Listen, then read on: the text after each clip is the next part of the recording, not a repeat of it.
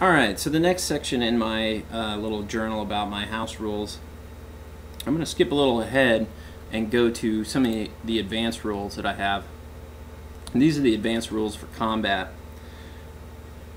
My basic combat system is just that, pretty basic. Nothing new there. So I'm going to go ahead and skip over this advanced combat system. The idea that I had behind the advanced combat system is that different attacks work better or worse against different defenses. I wanted to do this to make combat a little bit dynamic. Instead of giving the players a whole bunch of feat-like things that gave them different options on how they attack, what I wanted to do was break up the types of attacks and give them the option to maybe on one round attack with a sword and then the next round try and kick somebody or do something like that, and have that be a little bit rewarding.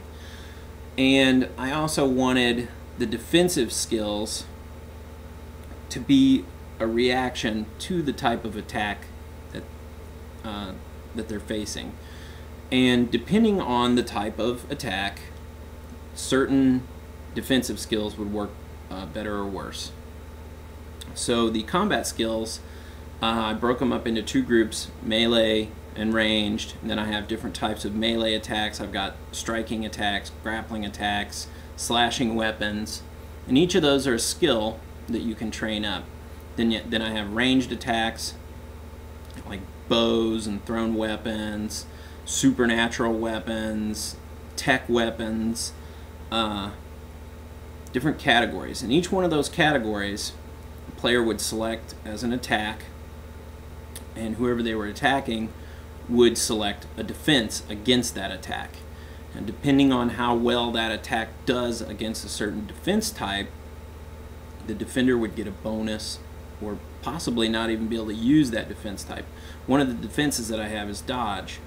If someone's trying to shoot you with an RPG or a rifle, you just basically, you can't dodge a bullet. So dodge is kind of out of the question there. You need some cover, or you need something to deflect the attack. That's another thing. Can't really deflect an attack with a sword, so can't do that.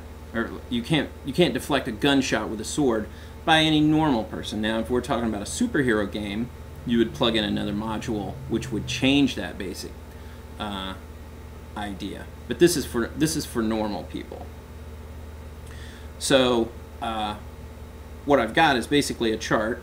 It says, here's the defenses, here's the attacks, here's how they do against each other.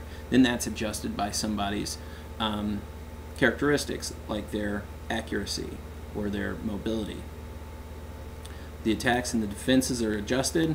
The attacker declares his attack, rolls.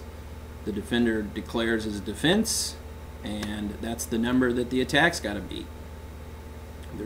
They're both based heavily on the characteristics of the character and how well they've trained, because the attacks and the defenses are skills, but they're also based on how well the attack versus the defense works out. And to add to that, I have that certain weapons are easier to use or harder to use. And that base is what I call the number. That base on the weapon gets to add into the attack also. And I've got it pretty well worked out to where the numbers kind of even out. If you know, you take two opponents that are equally matched, then you know, the attacks and the defenses are gonna match out pretty well. So it's not always a hit and it's not always a miss, and that sort of thing. I've got it set up so you can't back somebody into the corner with that. But likewise, certain attacks are better than others. Shotgun, use a shotgun with buckshot. The knight in shining armor is going to have a really hard time defending against that, and that's the kind of thing that I wanted to put in there. Now, then it becomes up to the dungeon master. Well, do I give them access to railguns and flamethrowers and shotguns and these sorts of things? Well, probably not. You can just turn those weapons off. You know, if you're playing in a medieval game, those weapons aren't going to be in there, so you don't have to worry about that too much. Most of the normal melee combat things are balanced out, but the option is there when you want to have people running around with all kinds of different weapons, with all kinds of attack styles. And it also, in my mind, makes the combat a little more dynamic when one attack isn't working. You can switch to another one, so you get a little more cinematic type of visuals. The guy attacks with his sword. That's not working, so he tries to kick the guy, or he bum rushes him and tries to grapple him.